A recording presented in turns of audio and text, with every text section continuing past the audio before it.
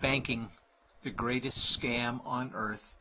Thomas Jefferson said, "I believe that banking institutions are more dangerous to our liberties than standing armies. If the American people ever allow private banks to control the issue of their currency, the banks will deprive the people of all property until their children wake up homeless on the continent their fathers conquered." Jefferson's warning is already here. 40 million Americans are living on food stamps. Millions more are now homeless, living in tents, all because of one institution, the Federal Reserve System.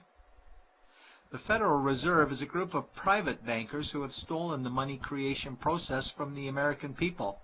Most people still believe the Fed is an agency of the government working in our best interests. It is not. There is no greater form of evil in the world today, so let's explore the banking scam. None of us have ever been taught anything about money. The reason is to prevent us from learning the truth that money is a trick and money is a trap. When solving any crime, there's a universal truth: follow the money, but with the banking scam, follow it backwards. Where does money come from? The world's money supply is always growing. Where does all the new money keep coming from? Money comes from privately controlled global banks like the Federal Reserve System. They create money every day, which increases the world's money supply. Because all banks are either owned or controlled by private bankers, the real question is, how do private bankers create new money? And the answer is they create it out of thin air. Bankers create money out of nothing. They make it up. It is a fiction.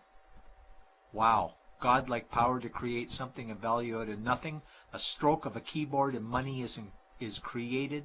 In fact, only 3% of the world's money is even in the form of bills and coins, which means 97% of all money in the world is just numbers typed on a computer screen. This is part one of the banking scam. Money is created out of nothing. The second part of the scam is this phony money is issued as debt. What is debt exactly? Well, when you consider we work our whole lives to pay it off, you could say debt is slavery. But whose debt is this phony money? It's our debt, all of it. It's our debt when we use credit cards, we get student loans, borrow money for mortgages, all bank borrowing. And it's our debt again when the government borrows, which is each and every day. In today's world, money is debt and debt is money, and don't forget the interest charges. Money equals debt and debt equals slavery, therefore money equals slavery. Our monetary system is a carefully concealed system of slavery. Why? Because our government can create the same money for free with no interest charges, just like they used to as the Founding Fathers designed it inside the United States Constitution for our protection against private bankers. The third part of the banking scam is very evil. When bankers create money from nothing and issue it as debt, they only create the principal portion of the debt. They do not create the money for the future interest payments. There is not enough money in existence for all of us to make our interest payments. In fact, our money creation system is even mathematically impossible. Money issued by the banks, principal debt, does not equal the money demanded back to the banks, principal plus interest. We are forced to play a game of musical chairs to see who can make their debt repayments. This guarantees a world of bankruptcy, competition, and scarcity of money. For example, we go to the bank to borrow money for a house, let's say $100,000. The moment we sign the loan document, the bank creates the money out of thin air. A $100,000 debit gets registered for us and a $100,000 secured credit for them. Then one of two things happens. Either we give the bank 30 years of labor making house payments totaling $300,000 for the original $100,000 we borrowed, or the bank takes our house. The bankers get either our labor for life or our house, and often they get both, all from money created out of thin air and issued as debt, for money made out of nothing. This is why all the bankers end up with all the assets. The fourth part of the banking scam is inflation. People think inflation is prices and costs increase. A better answer might be the value of our money always goes down. Inflation is created every time the central banks print money, which is every day. Where does all this new money get its value? The answer is it steals its value from the existing money supply, where our savings are. Our savings are disappearing because of the new money they're printing. If money creation was in balance with goods and services, there would be no inflation. Prices would stay the same. But the reality is banks always print money, driving prices ever higher, which steals the value of our savings, making them disappear. Since the private bankers created the private Federal Reserve in 1913, the United States dollar has lost 97 cents in purchasing power. An item in 1913 that cost $100 in 2011 cost $2,230, a price increase of 2,130%. This is the banking scam. 4 parts.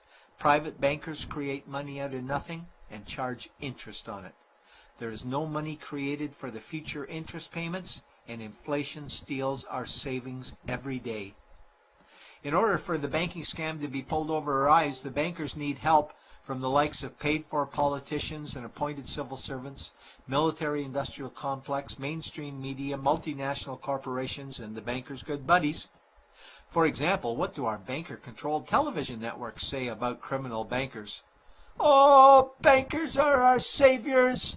Chairman is Man of the Year. He saved the world. Bankers really do deserve their bonuses. They're so smart."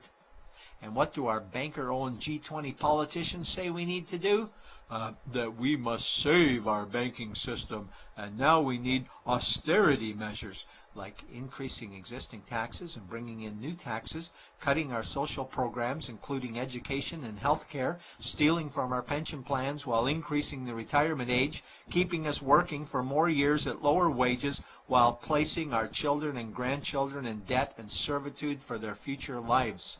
We are being lied to that we must go deeper in debt for bailouts, stimulus packages, quantitative easing, saving the too-big-to-fail banks, credit easing, currency interventions, all names that mean the same thing, more debt to us. Is it not strange that the solution to too much debt is always more debt to us? And where is all this money going? It's going to the banks and to the bankers. They are stealing our money right now. 0.1% of the world's population owns 2/3 of the world's wealth. This means that 99.99% of the world's population own less than 1/3 of the wealth, a decreasing amount because these guys are stealing it. We desperately need to wake up to the banking scam. It is time for change. To retake control of our money system, we must stop supporting the banking scam. Lincoln said the government should create all the currency and credit needed to satisfy the spending power of government and the buying power of consumers. Money will cease to be master and will then become servant of humanity. And Jefferson said the issuing power of money should be taken from the banks and restored to the people to whom it properly belongs.